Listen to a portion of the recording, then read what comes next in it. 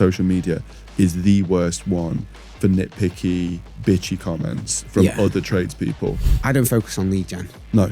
I focus on shop front. We had a standing start with $4,000 and a tiny marketing budget. We hit 1.75 million in turnover. Mental. From a standing start, yeah. Welcome back to The Build Up. I'm Dan, the creative director at Distant, and today we're talking to Aaron Worrall from Weatherwise Solutions. They deal with damp, condensation and mould. And we're going to talk about how he scaled his business from $4,000 of the owner's own money and transforming that into a projected turnover of 3.5 to 4 million in 2 years. We're going to talk about how he utilized things like Google My Business, which is a kind of a platform that's slept on a little bit. Google Services, Google Ads, starting off small, scaling that up, how he utilizes Checkatrade to generate leads. So check it out.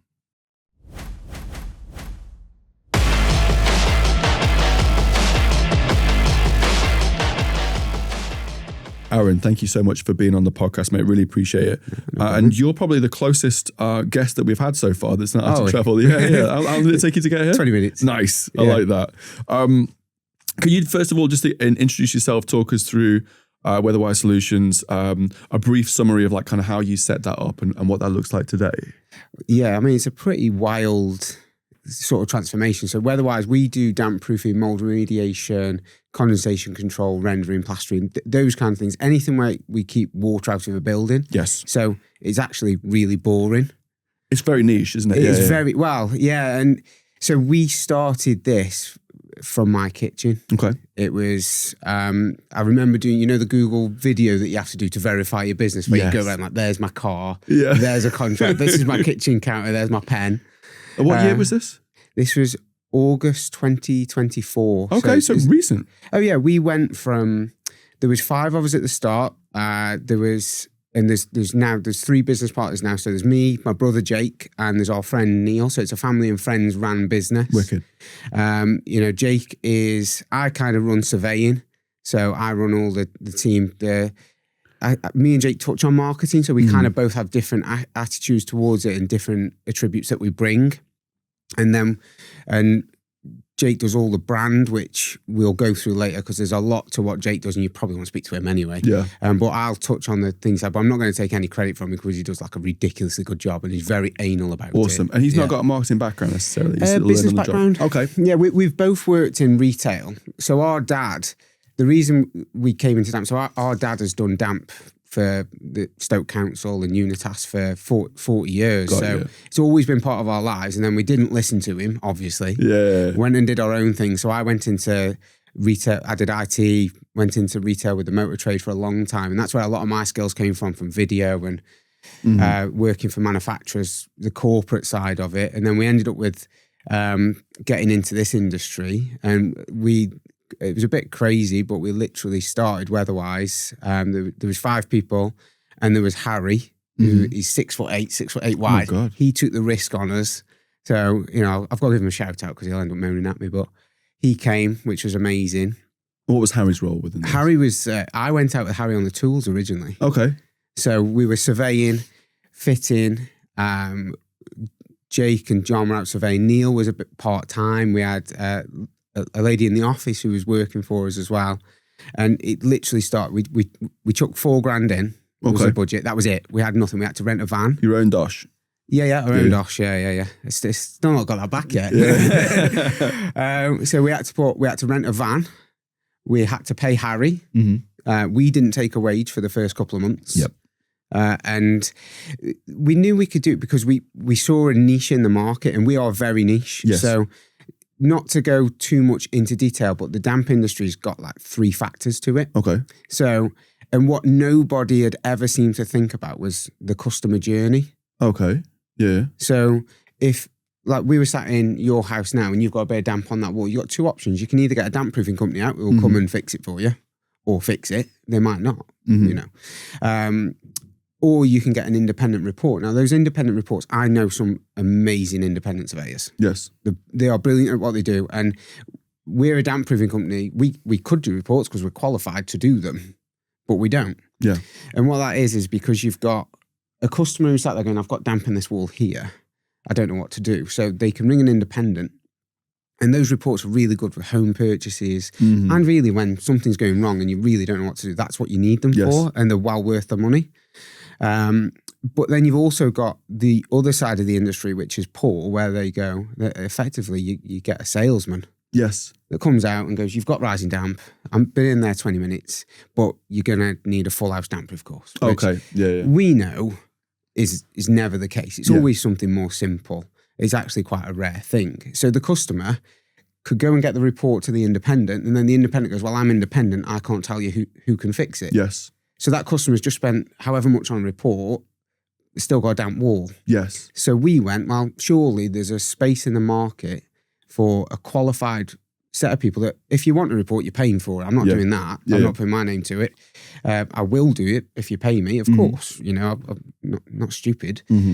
But that customer that we want to protect from just being told it's something by a salesman. We want to come out, and overcharge it. We want to come out and we will tell you how to fix it. You don't have to use us, but we'll tell you how to fix it. And if you do want us to fix it, we'll fix it for you. There's no pressure. And we've always taken that approach because when I spoke to like my dad about it and we spoke to Jake, we did a lot of research. I know we all noticed that there was 3 things that the construction industry customers want. Nobody in the construction industry has thought really about the customer journey. Yes. Whereas mine and Jake's careers have always been about that. So we kind of went, well, what do customers want? And we literally knocked it down to 3 things. So turn up when you say you're going to turn up. Yes. Because very important for trades. Yeah, because they never do. No, it's notorious. They're notorious for that. So right, okay, so that's one value that we want. Second, be honest. Bit of integrity. Yeah. And it's a sad world, but it doesn't exist. And you saw the shows, the Cowboy Builders. So just be honest. Whether it's good news, bad news, customers just want the truth. Yes. So if you're going to go there, tell them what's going on. Yeah. We found customers respected us more than most companies because even if it was bad news, we'd be like, it's bad news. Yeah. But it can be fixed. Yes. But we wouldn't just go, it's bad news, you've got this. You've got bad news because of this. And then we would take them, even our surveys are about a journey. Like we take customers on a journey because we want to educate them so they understand why we're doing what we're doing. Yeah, and they feel more involved in the process then, they understand and not just being told by a professional. Anybody could tell them what it is, but if you can physically show them what they're seeing and why it's happening and what's coming through, and this is how we fix it to stop that process, and customers feel like they've actually learned something and they know what's going on. It's their house at the end of the day. Yeah. And then the third one, even more simple, just do a good job. Yes. Customers aren't expecting Venetian plastering to just stop damp proofing. They just want somebody who they can rely on to do a good job. And that's where we started from. So like talking about brand, even the logo. So this is a pressure graph. Okay. And it's there to signify, because it's green, it's calm, it's to signify that we don't pressurize. That's cool. We don't run with any pressure. You either choose us or you don't. It's up to you. It's your decision. We'd love you if you did, of course, and we'll do you a good job. But that's where we've gone from. So we literally started going back to where we were. It was from my kitchen. We started with $4,000 as a budget. That was to rent the van. We had to pay Harry. We had to do all of that. And then we got it to paying us, and we bought a van. Love it. And then today, big so moment, that was isn't it, the August. first van? Yeah, still got it. Have you? Yeah, it broke down last week. But no, we'll never get rid of that van. It's staying forever. To now, between staff and contractors, there's 33. Wow. So we went from literally, it's not even 2, it's 2 years in August. My God. So the first year we went from a standing start, and we got lucky. You got to make your own luck. Yes. But we had a standing start with $4,000 and a tiny marketing budget. Yeah. It was literally 40 quid a day. Okay. To then going out surveying, winning work. Me and Harry went out on the tours. I was still in Rochdale with him at 8 o'clock one night, taking this radiator apart because the radiator was leaking. Oh my God, what do we do? Yeah. But they're the best memories we've got. Yeah.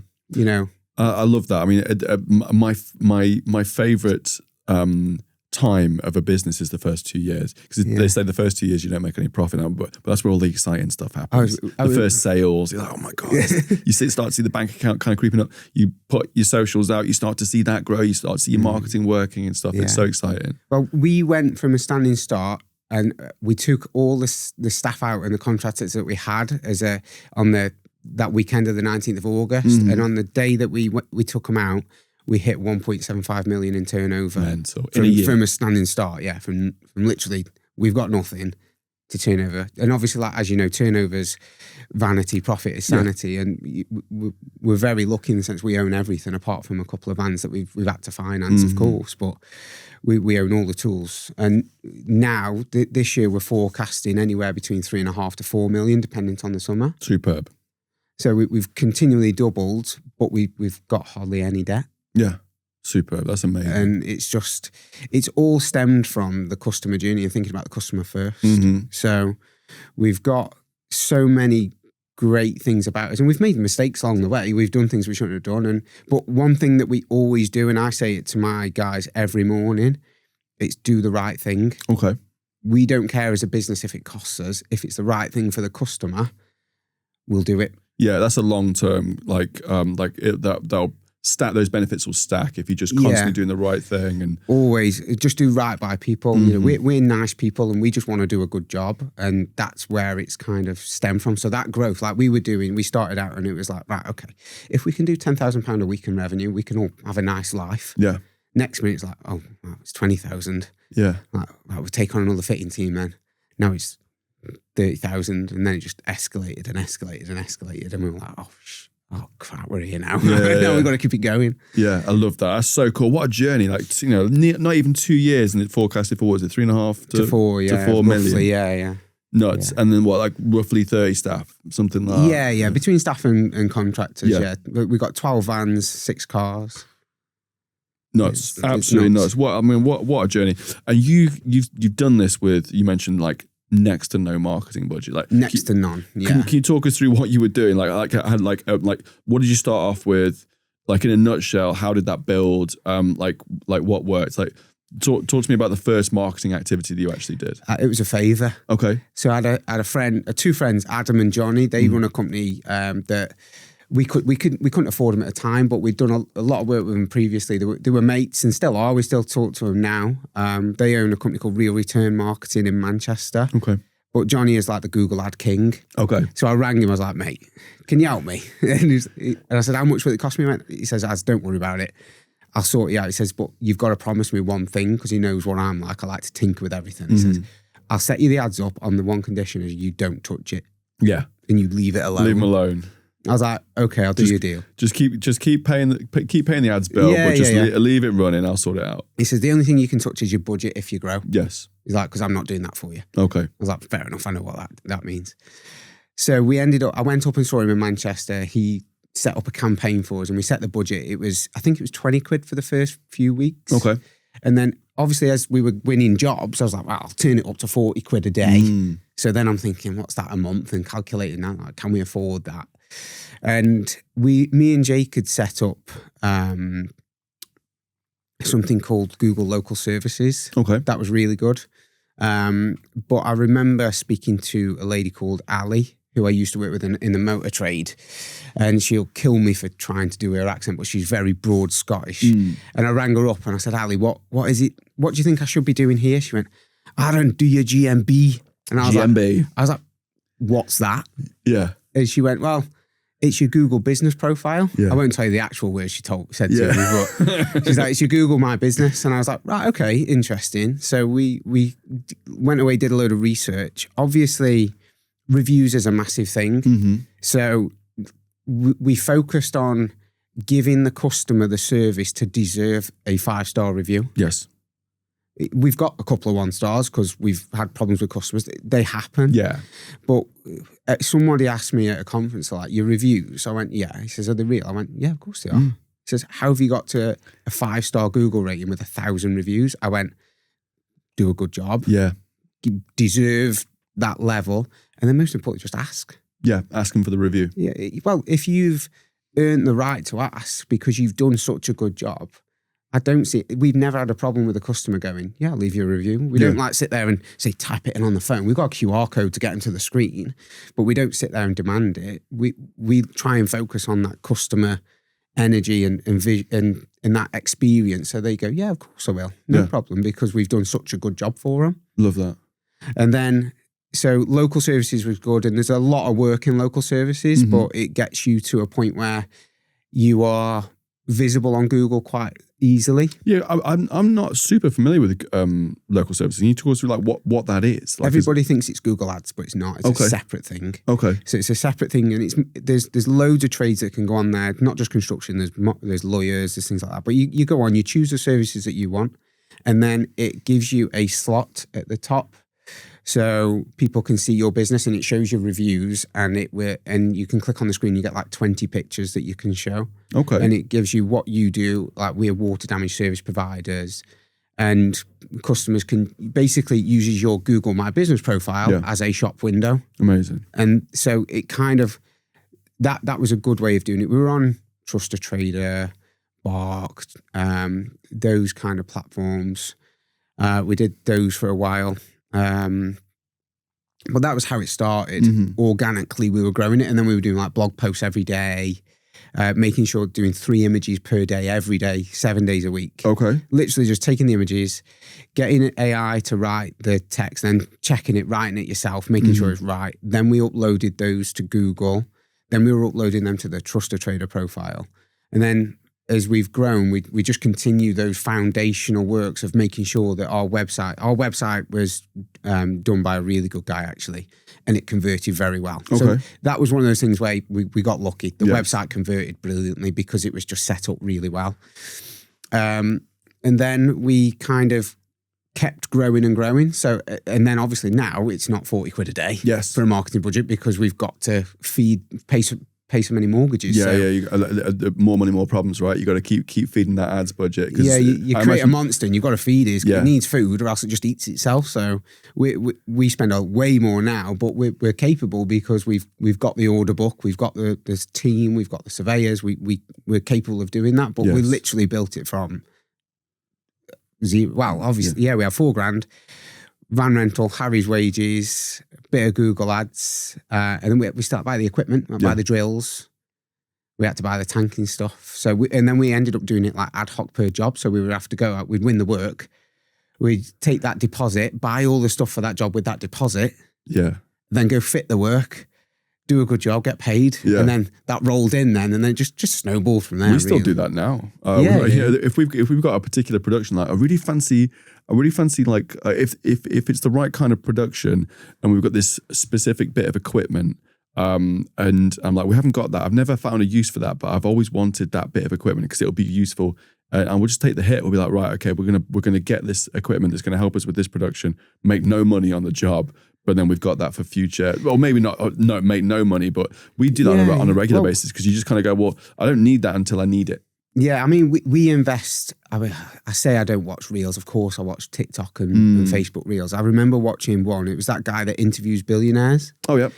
And he said, pigs get slaughtered, hogs get fat. And we've kind of taken that analogy. And what he meant by that was we can afford now to buy the best quality materials. So we go overkill on materials. We buy stuff that we could get away with using cheaper stuff. Yeah. But is it the right thing for the customer? No, it's not.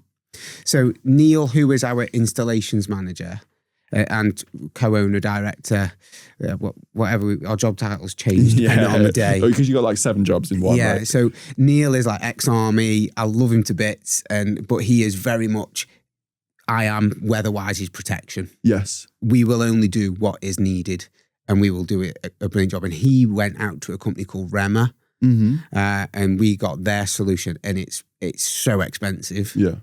But from our point of view, we don't want the remedials either. We'd rather spend the money now, and that hogs get fat, pigs get slaughtered, whichever way you want to talk about it. What that means is we can afford to spend money on better quality materials and spend more time looking at those jobs and maybe not making as much profit as we could do or as other companies do, but we can't afford to lose a reputation. Yes. Our reputation is everything to us.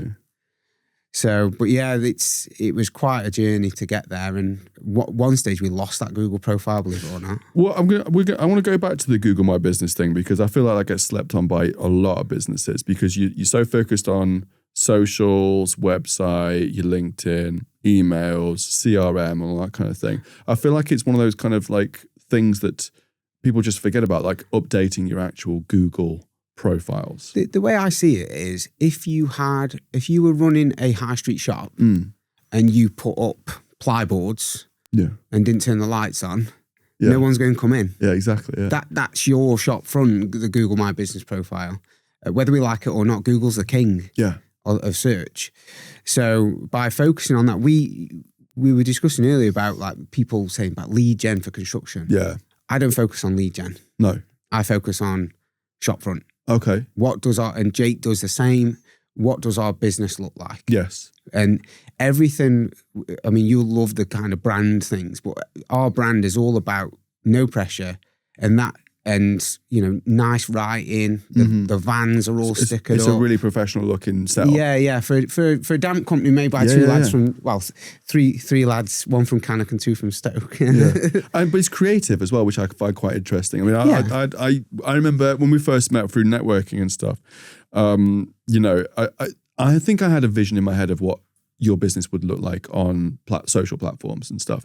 And then when I came to it, I was just like, oh my God, this looks like the kind of stuff that we'd make. Yeah, so it's all shot on phones. Which I was going to ask you that question because it's mad. Well, it's changed a little bit recently, but for the most part, so Jake is the mastermind. I'm going to take no credit for it whatsoever. Yeah. Jake deserves all the credit for what he's done with the brand. And I didn't believe him about Instagram. I was like, TikTok, because I'm on TikTok. And he's like, no, Instagram. And it's understanding your market. Yes. So we obviously need homeowners and landlords because they're the people that we can help. Yep. We can't, if people don't own the house, we can't really do anything about it, unfortunately. Yes. But Jake was very passionate about this, the brand and the way it's perceived. So he went out with the camera and the gimbal, the phone with the gimbal, and he shot all these videos. And next minute he's like, you do know this video's got 500,000 views? I was like, how have you done that? He's like, I don't know. But what he was saying is he was focusing on just the stuff that we do every single day that nobody thinks about. Just video that. Yeah. No one knows how it's done. And I think people are bombarded with the same stuff all the time, aren't they? Like, so, you know, like we obviously are heavily involved with social media, heavily involved with the construction industry, and we just see repeats of the same thing. And so you get numb to that, you get used to it. And then when you see something, you're just like, I have no idea what these guys are doing, but I find it quite interesting. Well, yeah. I mean, obviously all of our brand is all about like honesty, integrity, and all those values that come into that. And then we have the lads on site, so people recognise the lads now. They see us everywhere. We want Weatherwise to be, I've got damp. They don't think, who do I need? Weatherwise is synonymous with damp, mould and condensation. Yes. And that's what it is. And it's consistency. Jake is very consistent. He's up at 6 o'clock, 4 o'clock in the morning, getting those schedules ready, firing them out. I'm a bit like you, really. I'll go on LinkedIn and I'll post a load on LinkedIn for businesses. Build your personal brand and stuff like that. Yeah, Jake has got us into the millions. Like we've got millions of views on a damp company. That's crazy. Yeah, and we're trying to do different things now. So it's gone, and we're at that stage now of, we had this working really well. Is it going a bit too corporate? Okay. Do people switch off with corporation? Yes. Because they might think we're too big for them. We don't know. We're currently experimenting with that. We do a lot of talking stuff. So, because we want to educate people. We want people to know what's going on rather than just going in blindly and trusting somebody. You know, they need to know that we know what we're talking about. Like I went out and, you know, me and Neil went out and got the PCA qualifications, which is like the PCA is like the top of the damp industry, like the regulating body. So we got the difficult qualification, we got that, and we provide that to customers now. Yes. And like all of our surveyors go through level 3s and are working towards that. But we sign off everything. We look at every job still, day in, day out. I did 4 this morning before I came here. That's mad. That's really, really cool. In terms of the actual social media growth, like, so you got big numbers, you're consistent. What impact does that have on the business? Like in terms of it's really hard to put numbers on socials, isn't it? But like if you didn't have socials, what impact would that have, do you think? the truth is, I personally, I don't think we'd know. Okay. Because you're so focused on people, because it's really difficult when someone rings you and says, where have you seen us? They go, I just searched you online. Yes. So is that Google? Is it social? Is it TikTok? Is it Instagram? The only ones that we really know is when we get the messages. Sure. So we've done a work for a few decent people now from Instagram, because you've got the younger generation buying older houses because they can't afford new. Okay. And it really works from a trust element, especially like if they see some of the fitters or the installer technicians going to the job. They're like, I've seen you before. Yeah. Or even me, or as a surveyor, like one of my surveyors, Brandon or Connor or Josh or Pete. If they've seen them on videos, they've already, the customer feels like they already know us before we've got there. It's a strong touch point, across, like, it's one of those touch points across the whole brand of like, okay, well, you got the website, you've got Google My Business, and then you've got the socials, and they might be going to all three of those and more, but being like, the socials is the one where I feel like I've got a connection to these guys now. And I think people want to know who it is. They don't want to see a big corporation, like a corporate entity. They want to know who they're dealing with. Yeah. I'm a big believer in people buy from people. Yeah. I will only buy from people. I won't buy from a machine unless it's online and it's a cheap holiday. Yeah. I'll just click button. But I get frustrated when I ring and it's one of those receptionists or chat bot online. I just want to throw my phone out the window. We want people to know who we are, so that when we get there, it makes it easier for us, and it makes it easier for the customer as well, because they're not dealing with strangers. Yes. They're dealing with real people, with real jobs, with real lives that really care about doing what's right by them. That's really cool. That's what's worked really well for us. So, the general theme throughout all of this conversation so far is kind of be everywhere, but be consistent in some respects. Yeah. So I was speaking to Ant at Grafters, and he was saying, how do you do all those LinkedIn posts? I'm scheduling them. Yeah. I do them in the morning when I'm on the bike at the gym. Yeah. Once I've done my text out to the lads and done some business stuff, I'll sit there and do just 2 a day. Or when I'm sat there, I kind of have to consciously remind myself to not go and doom scroll. Yes. And just go do something. It takes 2 minutes, and then all of a sudden, but then now I get recognized a lot from LinkedIn. Yes. And I'm seeing those messages from other places coming more and more now. And it's been the same for Weatherwise from day one. We consistently do everything. It's little and often. We don't sit there and go and do like 6-hour stints. Yeah. We'll do, Jake probably does actually. He does loads of work on socials, but every day we'll just do 3 images. Okay. We'll do 1 blog post. We'll do 2 LinkedIn posts. Jake will do 2 or 3 videos, which take a lot longer because he is sat there editing them and working with Cal. But all on his phone and stuff like that. A bit on phone. We've recently reached out to a guy who's doing some more stuff for us, and he's taking some really cool stuff. Yeah. But we're still deciding what works. Yes. Meta glasses, we've got those. That's interesting. So we do POV from installation to survey. What tools have I got in my bag? That kind of stuff. But it's just that consistency. And sometimes we regurgitate a lot. Yeah. So we'll take the same video and we'll flip it around, because you can't always get on site to that job every day. So sometimes we'll have the same job and we'll regurgitate it. Which is fine, because I think a lot of people, even my team, get weird about posting the same thing twice over a period of time. Because they assume, because they've seen it, and because they've seen it loads of times, because they've gone through iterations, they've changed the copy, they've changed the creative. It's been a big thing in the office. Not everyone's seen it. Even your whole kind of audience of X amount of people, like only a fraction will have seen that. And if you think about like some of the best ads in the world, you've seen for 20 years, 15 years. It's like the same, the best campaigns are the ones that like continue on for absolutely ages. Like the odd kind of social post that gets tweaked a little bit, like, within, let's say even like 4 weeks, it's fine. Absolutely fine. You just like repost that, use that, because if it was evergreen, if it was good stuff, why not? Well, it's going to be a different person that sees it. Yeah, exactly. And we do get people say they've seen the same thing a few times. It's like, that's cool. Good. The one thing I would advise people on social media though is don't listen to the social media experts in the comments. No. Actually, sometimes it helps us when people are being Burks and they comment, because it gives you wider reach. Yeah. And sometimes you do want to reply back to them and say, shut up. Yeah. But you can't. We just sit there, just We don't really listen to them anymore. We know what we're doing. You can't diagnose it from a photo online. I'm sorry. Yes. You've not been and seen that full process, and you've got the competitors that do it and other companies, and their staff are just mocking you. Whatever. The construction industry is, I would say, from all the industries that we've worked in terms of social media, is the worst one for nitpicky, bitchy comments from other tradespeople. I haven't got time. No. I don't have the time. We'll just, if they're idiots, we just hide them and get on with the day. We haven't got the time for it. I don't understand the mindset of it, because it just seems, I'm picturing this kind of other tradesperson who's currently doing their job or whatever, looking on socials going, he's done that wrong. Or in my opinion, he could have done that in 6 other different ways, but I'm going to tell him or her that that's a shit job and I would do it this way. Or it would just like the silly little comments like a 8 mil screw, really? Like that. Stupid comments like that. I'm like, come on, mate, just go and live your life. You know. I would argue that the toss of where are you focusing your energy? Yeah.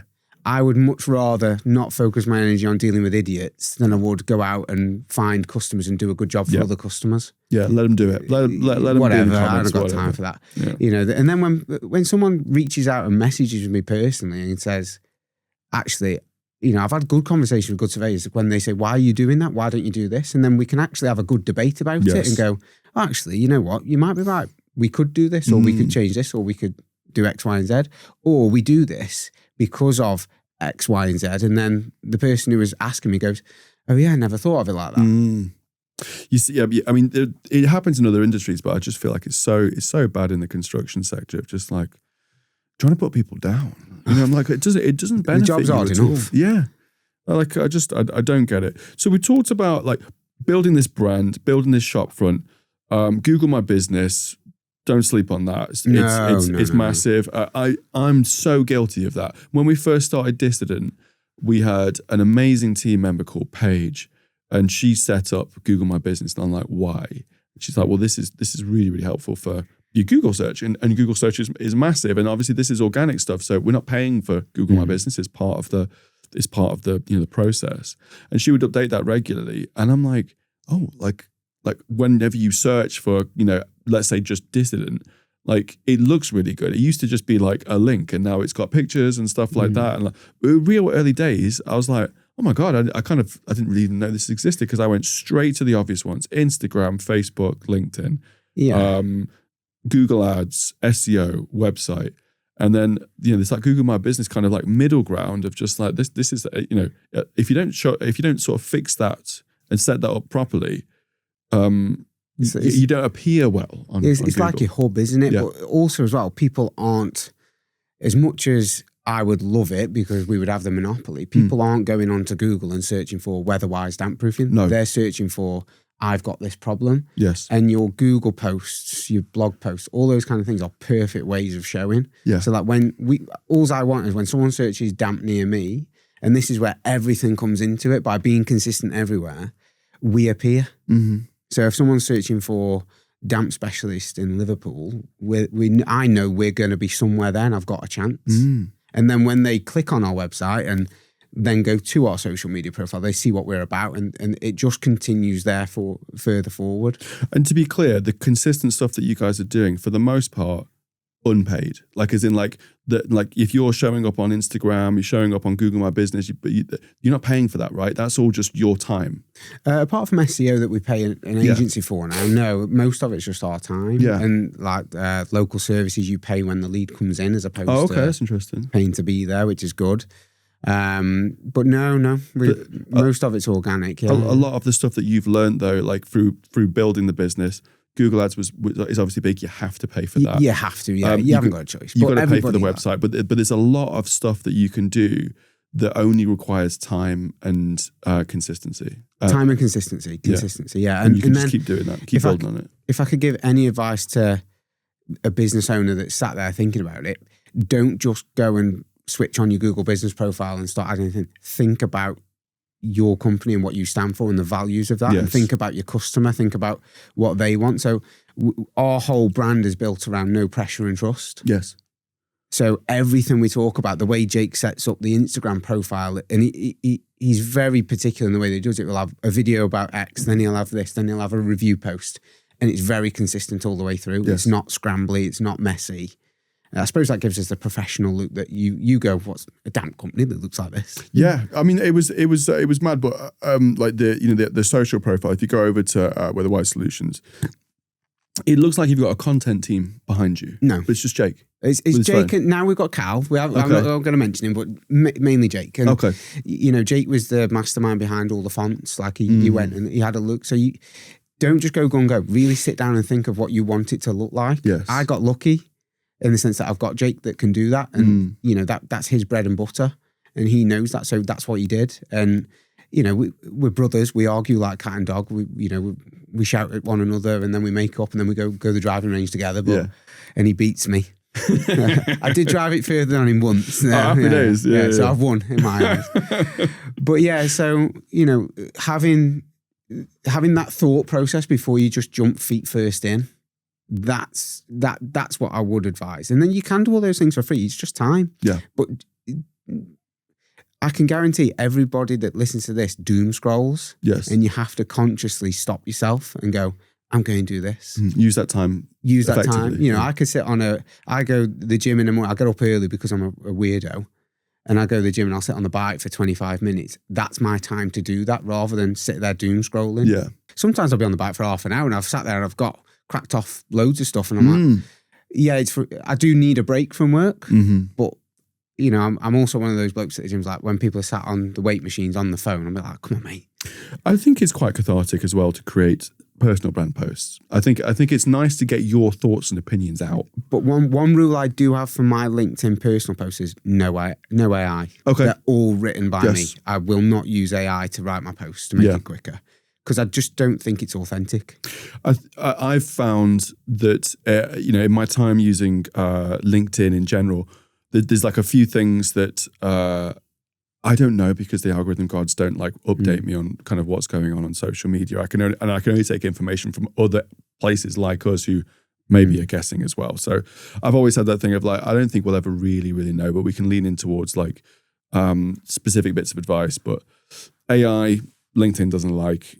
Scheduling, it doesn't like as much as organic. And I've always found that if a thought pops into my head at that time, that's the best place. That's the best time to put it down. When I've tried to force personal brand posts on LinkedIn, I'm going to set myself an hour or 2 hours at the start of the week, and I'm going to schedule all of my posts. I feel like I end up sort of like just reaching for stuff that's not that relevant. Whereas like if a thought pops into my head, I'll put a post out on it, and it always does way better. Yeah, because it's like raw, and I'm excited about it. It might not even make that much sense because I'm so excited. I'm just like, okay, this is a thought and a feeling. Do a quick video. Whereas if I go, here's the things that I learned as a creative director over the last 6 months, I'm like, no one gives a shit. You know what I mean? Like, and then you've got this is the test that most people fail, and like, you just pass your driving test, mate. You get that. But I try and just do like little and often. So like yesterday we were out with Checkatrade for the day. So when I got home last night, I was like, oh, that was wicked. And I was like, yeah, I'll post about that. And then I'll just put that in my schedule because it's kind of pointless posting on the weekends. Yeah. So I try and use those ideas and then schedule it in then, as opposed to just writing. I'm still writing while I'm thinking about it. Yes. But I give myself that time to do it, and I'll look at my camera roll sometimes and go, oh my God. And like when I'm on site and I get really excited about woodworm or rot and there's a floor falling through, I'll do a video myself and like post that of like, this is the damage it can do, because that's what I'm passionate about. And I think what's really interesting for the audience when it comes to personal brand on LinkedIn, I'm a LinkedIn nerd. LinkedIn's my favorite profile. I know a lot of people hate LinkedIn as a platform. It's my favorite. Instagram's great because it's creative and expressive, and that's great for brands and stuff like that. From a personal brand perspective, especially if you're like a B2B type business like ours, LinkedIn's great because you can make a difference because it's so corporate on there. Yeah, like people like us can really make a difference to people's feeds. Yeah, but the thing I love about it is it can be raw. It's okay to post a phone video. I've always been a bit weird about. It's in the same breath that you guys have a very consistent brand. and visual identity. Everything's kind of going out, looking similar, feeling similar, sounding similar, all at a high level. So I've always had this thing of, if it's on a phone, it's not a good representation of the brand for me, for Distant as a production company, especially. But for me personally, that's fine. It's great if it looks, if I can get one of my team to go and film a little bit of content for me. But I can grab one of these cameras and twist it sideways and press record, or I can just grab my phone and then just post it straight away. I'd rather do the phone. I've had inquiries from them, from the videos I've done, just from LinkedIn. Yeah. And I'm like, it'll be, I think it was when I was in a loft one day. And I just took a video because someone had done a really poor job. I was like, this is wound me up today. Yeah. And next minute I went to a Grafters networking event and someone just walked over and said, I saw your video the other day, and it just started a conversation. And then we ended up getting some work out of it. Love that. And you just don't know. Well, we need to preface Grafters, because most students probably won't even know exactly what Grafters is. But Grafters is a networking kind of event that happens throughout the UK that specifically focuses on people in the construction sector. So a lot of people have heard of other networking events that are like generalist things. Once a week, you turn up, you have your breakfast, you do this kind of thing. Similar-ish format, I would say, but a little bit more relaxed. And you can only have a seat in there if you're in the construction industry. I just about got into Grafters as a creative agency for the construction industry, and that's how we met initially. I'm desperate to get the guys from Grafters in, because I think a lot of small business owners and service providers in construction sleep on networking. Yeah, definitely. Grafters has been really good for us. We're very niche, so I'm very lucky. There's not really anybody else that does what we do, takes the seats. So we've been able to visit quite a few, and it's not just been. It never comes overnight. It takes a while. You've got to build that reputation. You've got to make those connections, speak to those people, have a laugh, go out, play a bit of golf, have a bit of fun. So yes, you win the work. We've had a few jobs out of it now, and we've got a good reputation in there. But it's also what the other people can do for you. Like we were getting ripped off by a door company. Okay, that's interesting. And I knew we were getting ripped off. And I was like, who do I know? I know Keith. And he sorted me out properly. He's like, mate, I can do you that. And he saved us a fortune. That's really, it's not only is it a great marketing tool going to these networking events and stuff, if you have the time and things like that, if you're a one-man band that's like really, really struggling, it's quite difficult to sort of think about that hour and a half, 2 hours out of your day on a particular week. But I've seen the benefits of it from especially from a trade point of view. It's definitely worth looking into, and I think it's really, you see businesses in there that are turning over like 5 million. Yeah, the guy that's in there is like the owner of that business, and I used to go to like BNI, and there'd be a guy in there. I'm like, why the hell are you still here? Like, surely this is not that worth it for you. Like you've surpassed the threshold of what BNI can do for your business. Like, you're turning over serious money. Your clients are huge, but he's still going. And I'm like, there must be a reason. Yeah, well, it's the people, back to people buy from people.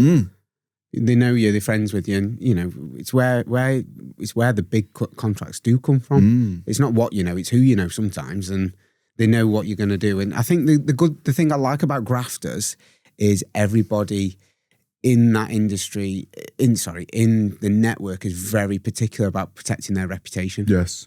Yeah, absolutely. So, if you're going to get a Grafters referral, they're going to care. Because we've all been stung by subbies in the past, or like bad referrals. Because then all it takes is that one bad job where you didn't tip up and you mess somebody around. Then a few people in the network know. Yeah, it travels fast, doesn't it? There's a bit of one of them in it, but I wouldn't be without it. It's really, really good. That's cool. I'm going to try and get the Grafters guys in. It's a topic for another conversation, but networking. And for me, like when I started networking, real early days of like freelancing, like 22-year-old, that generated quite a lot of business for me.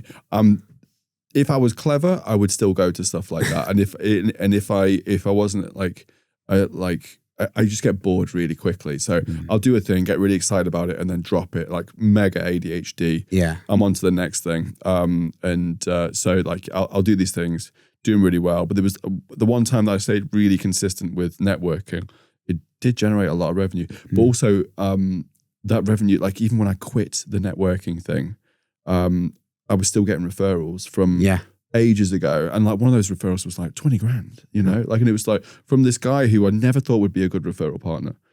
Just put me in touch with somebody else. So it's absolutely mega. But in terms of like getting work, it's a really good segue into that. We talked about the shop front, build that shop front. Yeah. If you could choose one or the other, leads or shop front, you would build the shop front first. Yeah, the leads will follow. Yes. So if somebody said to me they can get me a load of leads, I'm not really interested, to be honest. But in terms of actually bringing the work in, you know, like third parties, not the stuff that you guys are doing to bring the work in, but the third parties, things like Checkatrade and stuff like that. Can you talk us through those? Like what kind of things are you on? What's working? What's not? Like how have you optimized? Like give us an overview of like what that looks like in terms of work, business coming in. So business coming in, there's one master at that from that sort of theatre, and that's Checkatrade. Okay, without question. Everyone knows it.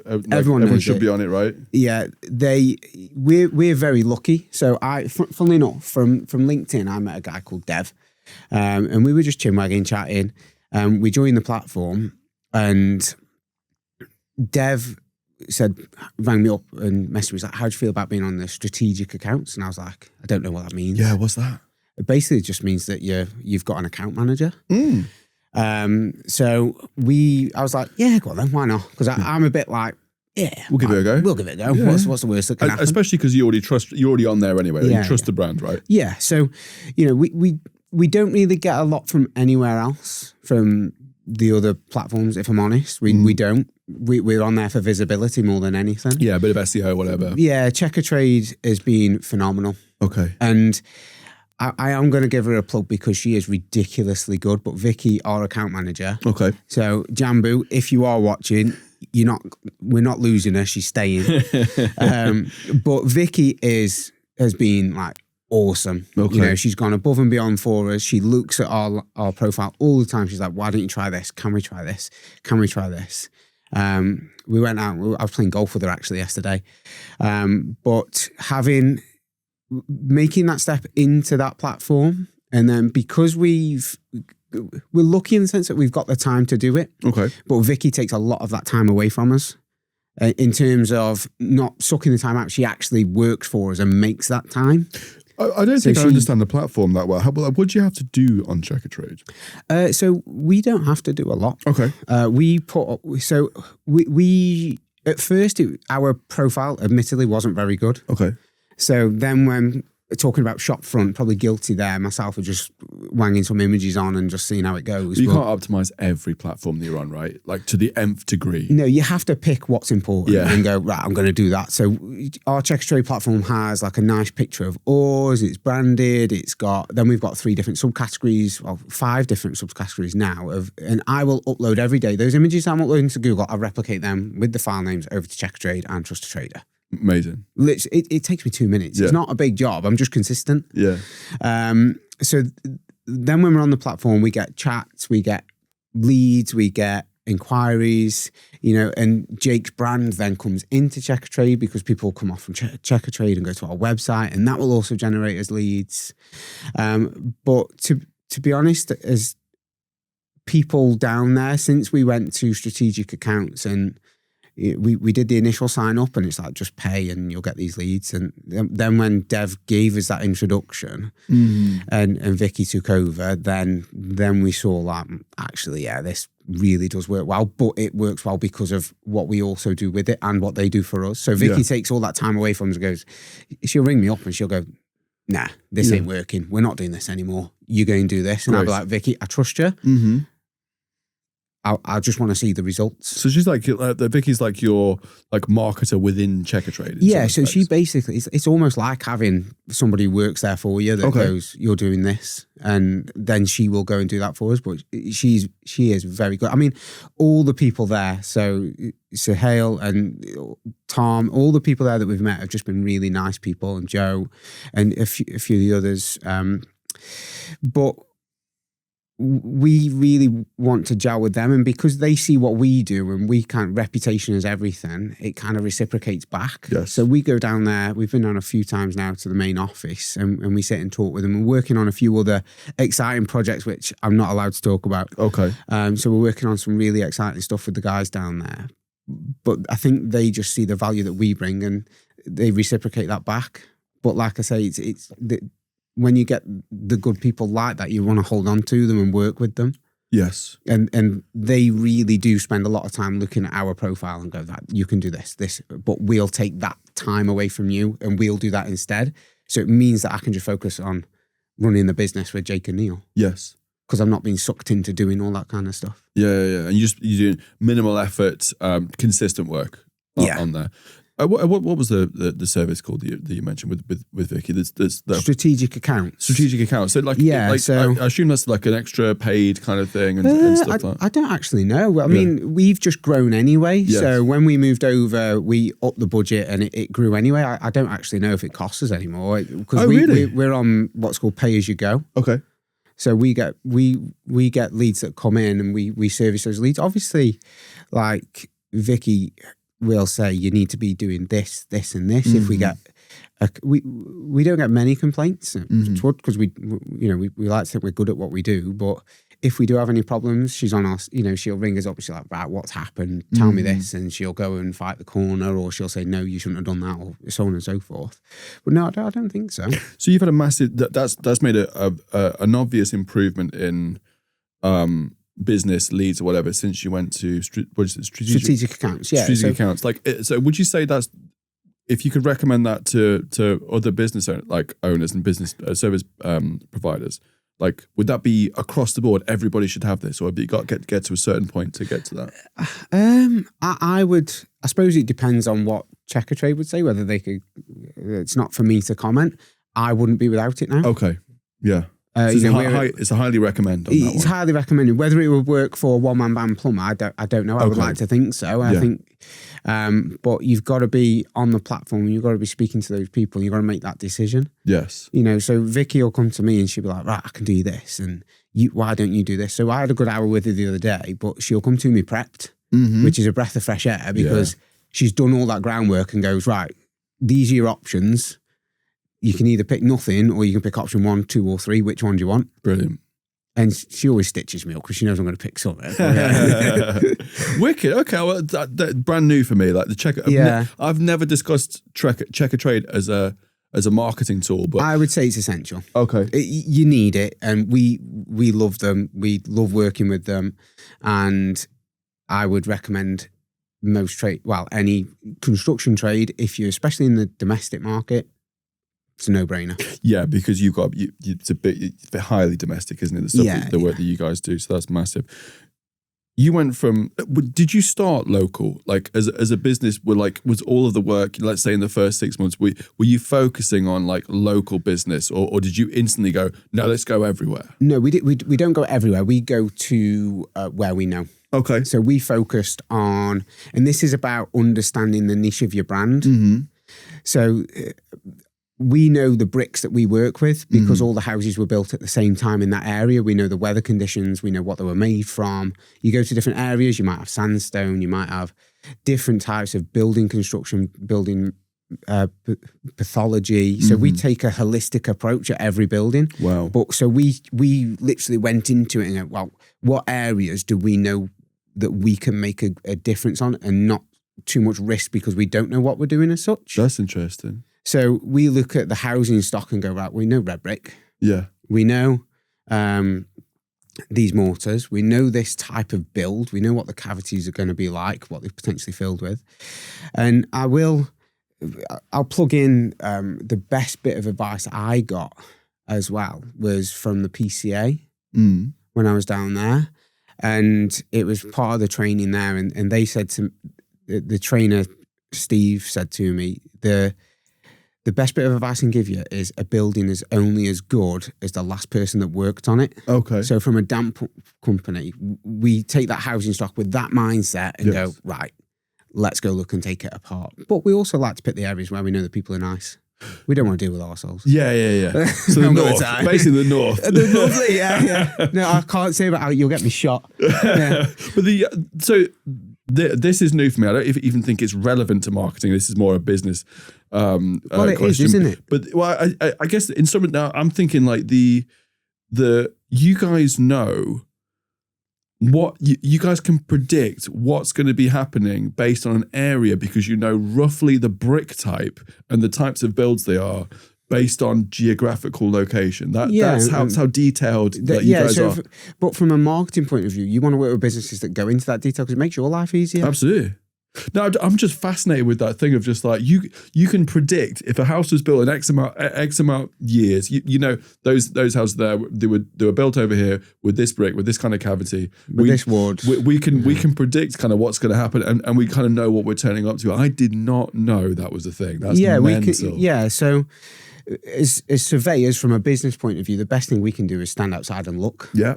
Because you can see loads. We're looking for patterns. We're looking for this. But the understanding the construction type, Adam at Neil Marsden Associates, he was pivotal for me in my surveying career because, you know, as much as we learned on the job, I kind of reached out to him and he was nice enough to go, yeah, mate, I'll have a few Zoom calls with you. And he spoke to me, he showed me some extra things.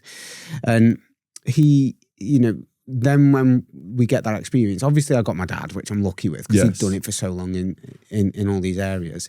Yeah, we went, this is the profile of building we want to work with and we know what's going to happen because this is the year it was built. Yes. So we know it was constructed to this level with these materials. So the chances are likely that this is going to be the issue.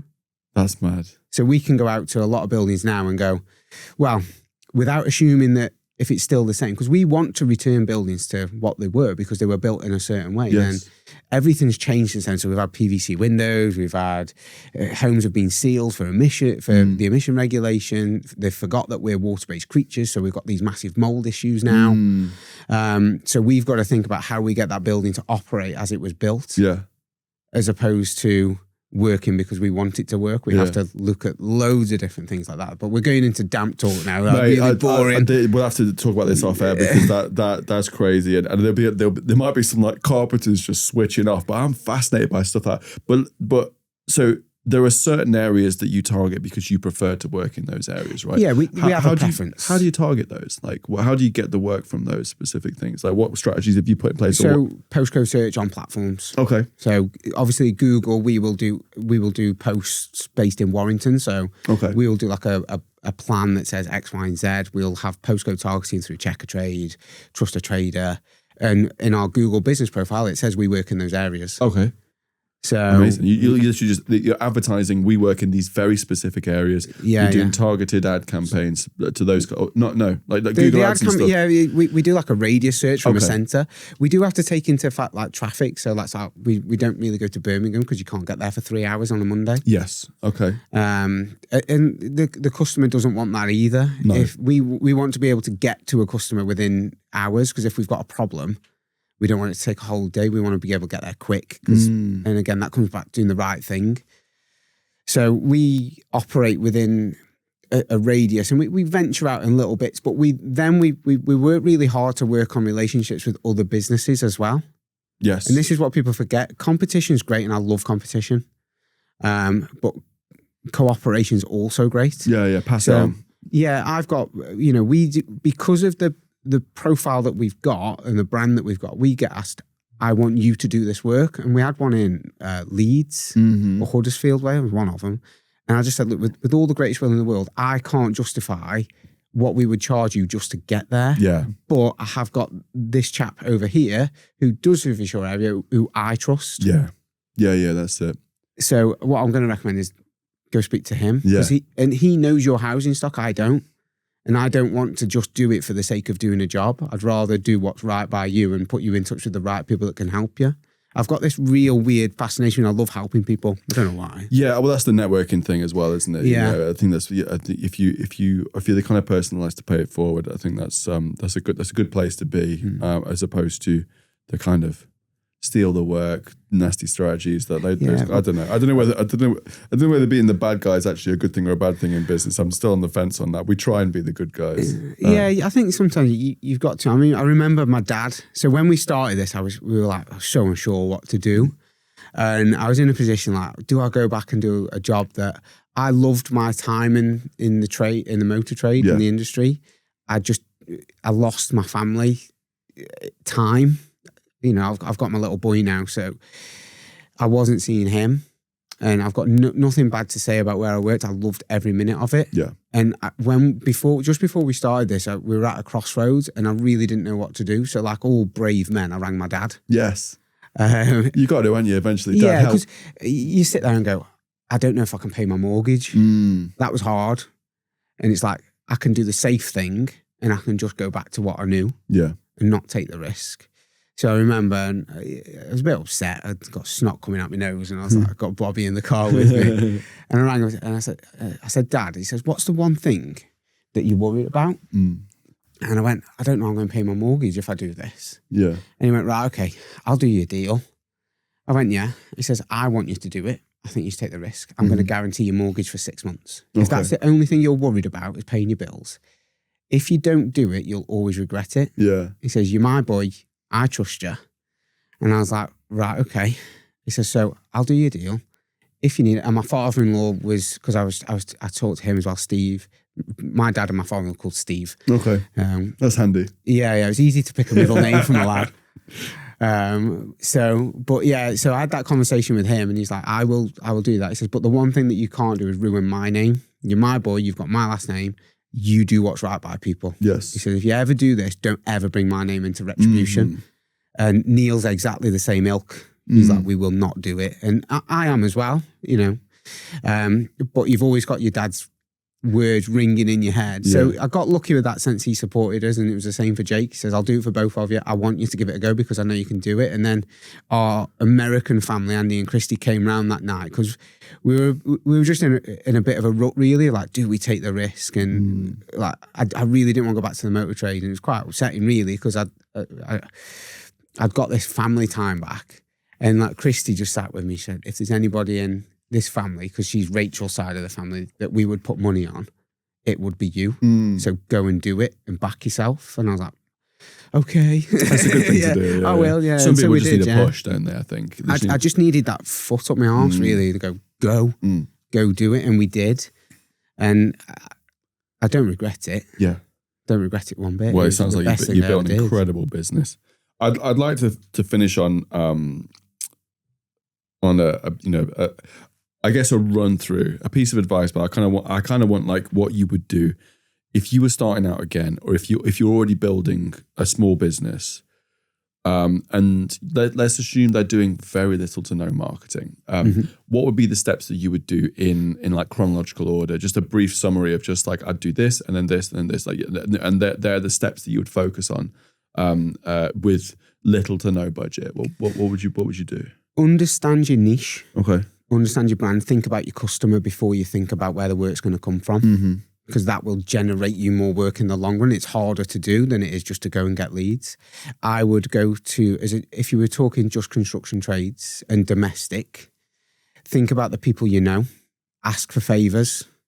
I asked for a favour and it worked. In the form of your friend who does the Google ads? Johnny and Adam, I rang them and don't be afraid to ask because if you don't ask, you don't get that favour done. I would probably say to marketing agencies, sometimes take a punt. Yeah.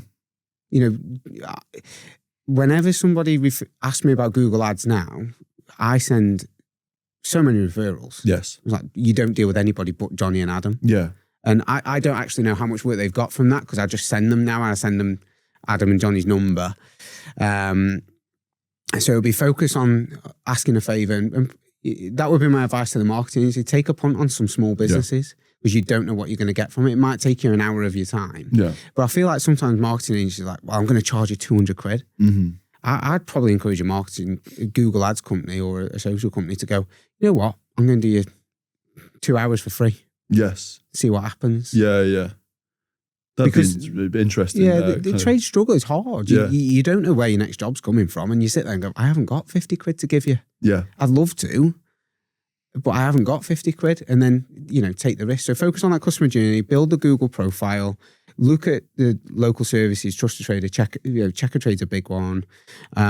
Look at all those platforms, see how you can get on. Put a bit of money into it, but don't take the money out. Keep reinvesting. That's what we've done. We've just taken a wage. We've not taken massive amounts of money out of the business. We've reinvested everything and we've bought the best quality stuff and allow it to grow organically. Look for a gap in the market, whether it's an electrician. But it comes back to those three things that what do customers want? Yes.